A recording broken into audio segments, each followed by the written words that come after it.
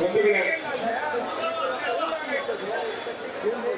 ಕಾಂಗ್ರೆಸ್ ಬಂದು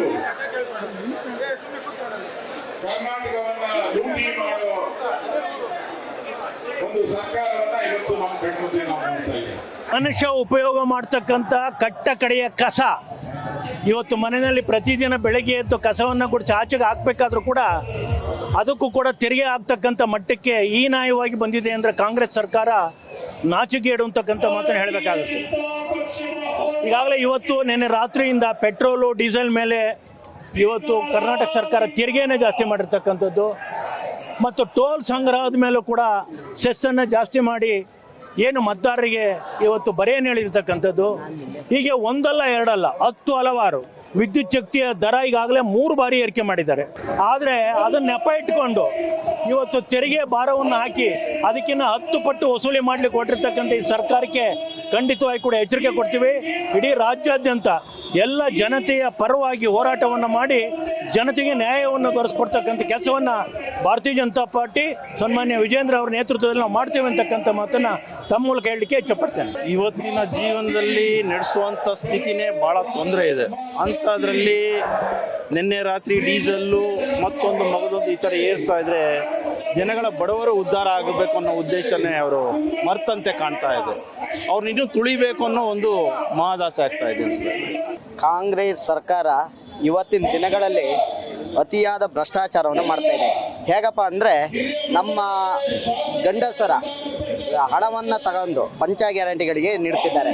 ಆ ಪಂಚ ಗ್ಯಾರಂಟಿಗಳು ಯಾವುದೂ ಶಾಶ್ವತವಾಗಿ ನಿಲ್ಲುವುದಿಲ್ಲ.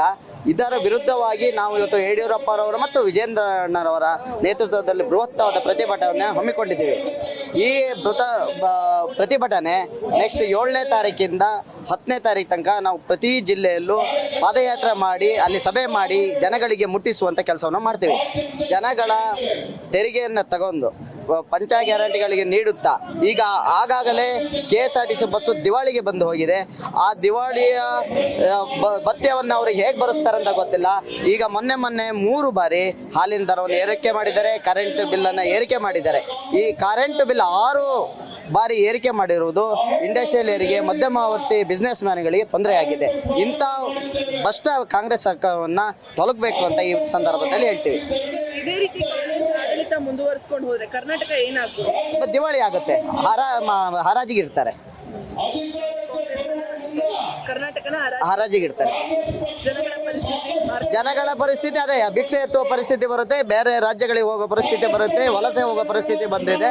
ಹಾಗೆ ಈ ಮುಸ್ಲಿಂ ಅವರಿಗೆ DKC ಮೊನ್ನೆ ಹೇಳಿರುವಂಥ ಸಂವಿಧಾನವನ್ನು ಚೇಂಜ್ ಮಾಡಿ ಅವರಿಗೆ ಈಗ ಭತ್ಯೆಗಳನ್ನು ಕೊಡ್ತೀನಿ, ಕಿಟ್ಗಳನ್ನು ಕೊಡ್ತೀನಿ ಅಂತ ಹೇಳಿದ್ದಾರೆ. ಇದು ಅವರ ಅಂತ್ಯದ ಕಾಲ ಅಂತ ನಾವು ಭಾವಿಸಿದ್ದೀವಿ. 100% ಬರುತ್ತೆ.